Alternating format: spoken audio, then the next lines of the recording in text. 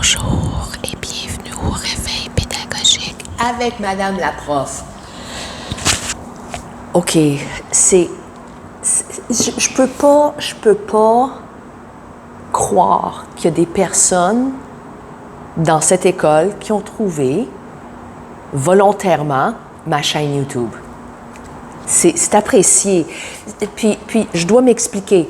Parenthèse, si je paraissais fatiguée quand vous êtes venu demander pour que je signe votre album de finissant, c'est parce que j'étais littéralement fatiguée. OK? C'est pas parce que je voulais pas. Ça a été un plaisir de signer votre album des finissants, mesdames. Alors, cette vidéo, la vidéo d'aujourd'hui, c'est un peu un guide de survie pour la session d'examen. Donc, c'est pas vraiment destiné aux profs, désolé, mais plus pour les élèves, ceux qui m'écoutent. Disons que depuis presque 30 ans, j'ai vécu plusieurs sessions d'examen. J'ai vu ce que certains élèves ont fait ou n'ont pas fait. Puis là, je ne veux pas dire que les conseils que je vais te donner, ce sont les meilleurs. Ce sont des conseils qui vont fonctionner pour tout le monde. Non. Parce que pour qu'un conseil fonctionne, il faut que ce soit signifiant pour celui ou celle qui l'utilise. C'est comme regarder des vidéos sur TikTok sur comment organiser ta maison. Tu dépenses $300, $400, $500 pour des contenants de plastique. Tu les utilises pendant un mois, puis là, tu les utilises plus par après. Ça sert à rien. Pourquoi? Pas parce que les contenants n'étaient pas bons, non. Parce que le système qui était proposé ne correspondait pas à tes besoins, donc n'était pas signifiant et authentique pour toi. Bon. Cela étant dit, pour survivre à la session d'examen, il faut d'abord, oui, je sais, vous allez dire, Madame la prof, on le sait, il faut étudier. Oui, OK, mais pas n'importe comment. D'accord? Un cram session avant un examen n'est pas la façon la plus efficace pour réussir un examen. J'utilise toujours l'exemple de mon cours de maths de 4e secondaire. OK? Moi, j'ai étudié 4e secondaire à une époque où on appelait ça encore maths 416 et 436. Puis je pense qu'il y avait un 426 aussi, mais il était pas très populaire. En tout cas, donc, j'étais en maths 436 et c'était maths enrichi, maths avancé. C'était l'équivalent du maths scientifique. Là. Bon. Et j'ai étudié pendant une semaine. J'étais dans ma cour, la table de pique-nique dans notre cour. Je prenais le temps de prendre un peu de soleil en même temps, à l'époque où on n'avait pas peur du cancer de la peau. Plutôt parce qu'on était ignorant. Pas parce qu'on n'avait pas peur, mais on était ignorant. Donc, j'ai passé une semaine. Et puis c'est pas une exagération. Je prenais une couple d'heures le lundi, une couple d'heures le mardi. Puis j'ai fait ça lundi, mardi. Peut-être pas une semaine au complet, mais je pense un bon 4 jours. Puis j'ai révisé un peu à tous les jours. Et quand j'ai fait l'examen, je pense que c'était un vendredi, en tout cas, je me souviens plus exactement, mais je sais que j'ai passé plusieurs jours à réviser tout le contenu. Et j'ai réussi avec un 95. Je pourrais sortir le relevé de notes à un moment donné, prendre une photo, le mettre. J'ai eu 95. C'est important de morceler ta révision parce que j'ai utilisé tu, j'aurais pas dû. C'est comme un texte incitatif. Ça vous permet de mieux approprier la matière parce que prendre tout d'un coup, c'est comme manger un gros repas tout d'un coup. Ça vous donne une indigestion. Et d'un point de vue psychologique, je suppose que se dire je révise juste un chapitre à la fois ou 2 petits chapitres à la fois ça se gère mieux. C'est comme, au lieu de « Ah, il faut que je révise 10 chapitres ». Non, non, c'est juste 2. C'est juste 2. Ou c'est juste 1. Diviser la tâche là-dedans, c'est comme tu convaincs ton cerveau que c'est pas beaucoup. Et ça se fait. C'est gérable. Comme tu vas pas monter le mont Everest d'un seul coup la première fois. Ça se fait en plusieurs étapes. Et tu montes et tu descends plusieurs fois. Gravir le mont Everest prend comme plus d'1 mois. Là. C'est pas quelque chose qui se fait comme ça tout d'un coup. Bon, ça c'est conseil numéro 1. Conseil numéro 2, prends soin de toi et de ta santé. D'accord? En d'autres mots, encore une fois, j'ai utilisé dessus, je suis désolée. Puis là, je parle pas juste comme de bien dormir, bien manger, de rester hydraté. Je sais pas pour les autres élèves ou étudiants ou profs qui m'écoutent, où vous habitez, mais au Québec, surtout cette semaine, on annonce des journées avec un ressenti de 38 et de 39. Genre, vendredi, pour l'examen d'histoire, on annonce un facteur humidex de 39. C'est important de rester hydraté. C'est important de bien se nourrir, d'éviter. Puis là, oui, je sais, Madame Café, évitez la caféine. Autant que je puisse comme dire que j'adore le café, puis c'est vrai, j'adore le café, c'est pas comme si j'en bois comme 5 ou 6 par jour, là. Je finis ça, peut-être je vais m'en faire un autre, mais peut-être la moitié. Donc, c'est vraiment pas une grosse quantité. Si vous avez besoin un peu de caféine, c'est beau, mais ne le faites pas sous prétexte que vous voulez rester réveillé, vous avez besoin de plus d'énergie pour étudier. Ça fonctionnera pas. Ça fonctionnera pas. Et en fait, il y a de plus en plus de mises en garde destinées aux jeunes, surtout des jeunes qui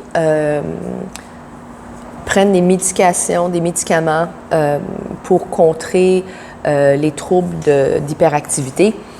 Il y a des interactions très néfastes qui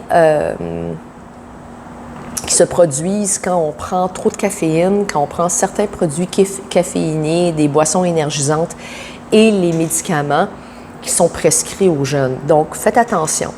Restez hydratés, dormez bien, mangez bien. C'est à peu près tout. Un autre conseil que j'aime donner aux jeunes, surtout quand on a beaucoup d'anxiété vis-à-vis les examens. Dites-vous que c'est pas un examen. Madame la prof, t'es drôle.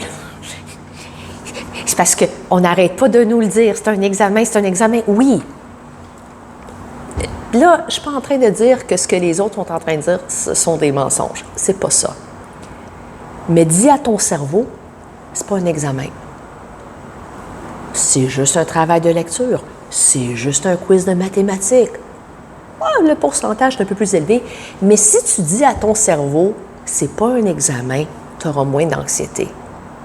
Puis là, c'est un travail qui peut prendre beaucoup de temps, d'accord? Ça peut être, c'est peut-être quelque chose que tu pourras développer davantage l'année prochaine.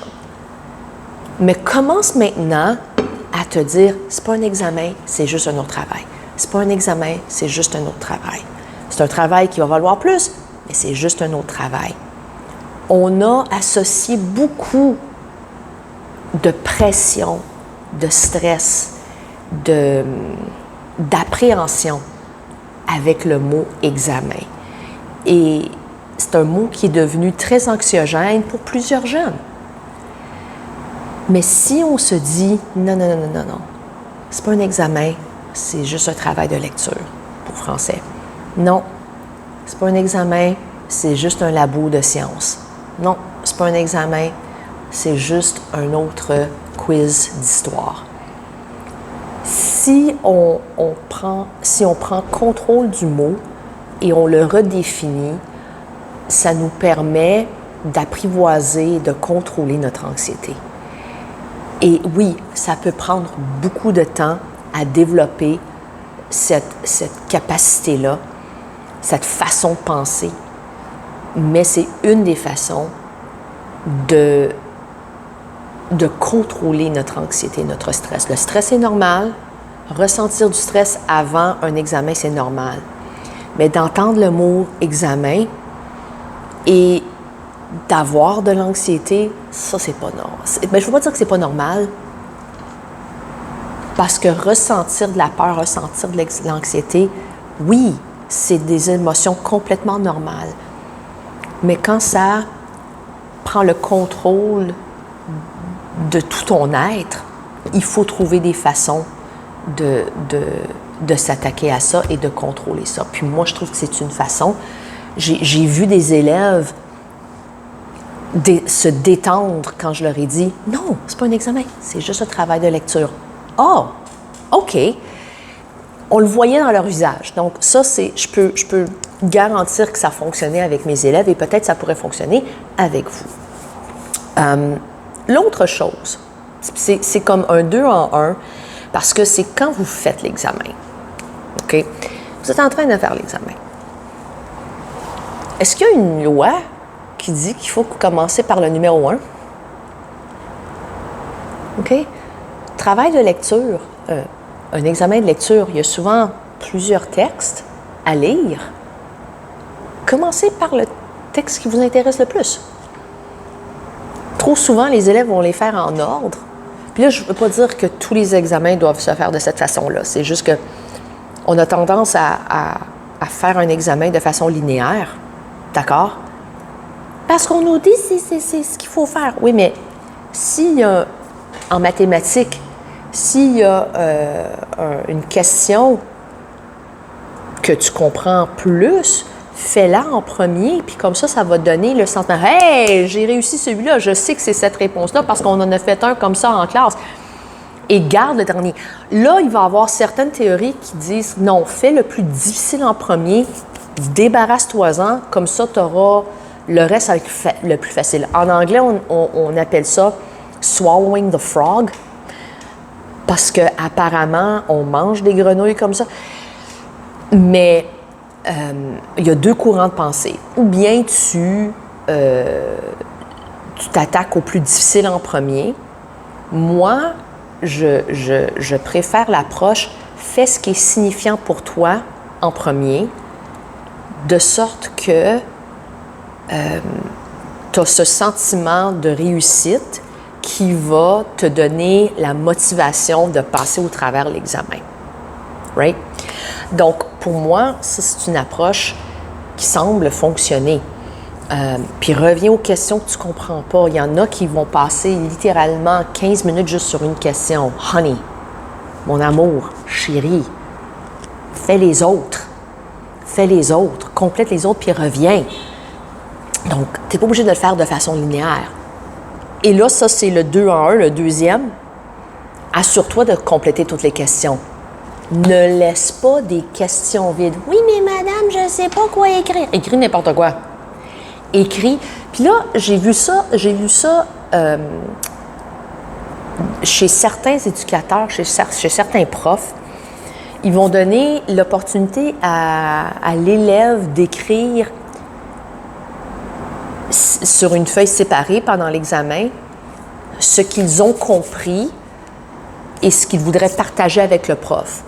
Un peu comme pour dire, je sais qu'on n'a pas été évalué sur ça, mais moi, voici ce que moi j'ai retenu du cours. Donc, peut-être une chose qui pourrait être faite, c'est si on ne sait pas quoi écrire dans l'espace alloué pour la réponse, peut-être écrire ce que vous pensez que la question demande, puis vous ne pouvez pas trouver la réponse, puis expliquer pourquoi vous ne pouvez pas trouver la réponse. Et peut-être, là je ne dis pas que les profs vont faire ça, mais peut-être le prof va prendre le temps, va prendre un peu de recul pour potentiellement réviser la question, parce que si c'est un problème récurrent, si c'est un problème qui revient souvent avec cette question-là, peut-être le prof va prendre en considération ce commentaire-là. Il va dire « Ah, je me souviens de l'élève qui a vraiment eu de la difficulté avec cette question-là. Je vais la réexpliquer différemment en classe. » Pour moi, je pense que c'est une approche que je vais adopter quand quelqu'un me dit « Je ne sais pas quoi écrire, madame. » Bien, qu'est-ce que tu as compris de la question? Je comprends rien. Bien, peux-tu me dire au moins les mots que tu as compris?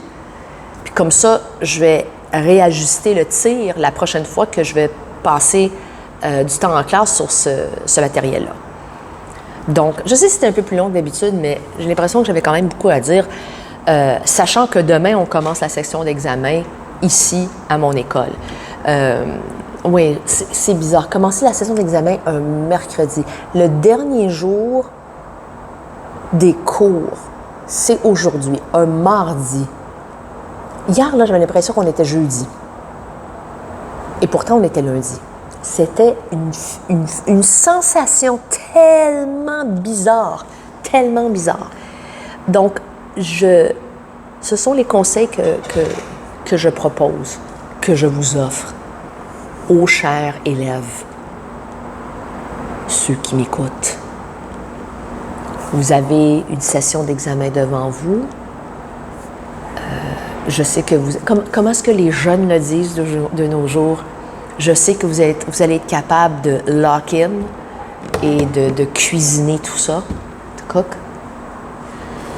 Il y a certaines expressions qui se traduisent vraiment pas bien. Comme vraiment, vraiment pas. C'est pas comme ça qui est universel ou le 6-7. Qui c'est qui a dit 6-7 minutes l'autre jour?